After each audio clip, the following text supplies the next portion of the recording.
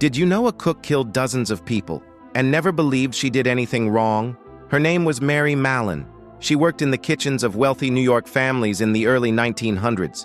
She was healthy. She felt fine. But everywhere she cooked, people got typhoid fever. Some died. Mary was an asymptomatic carrier. Her body held the bacteria without ever getting sick. When health officials finally caught her, she fought them every step. She was isolated on a small island in New York for 26 years.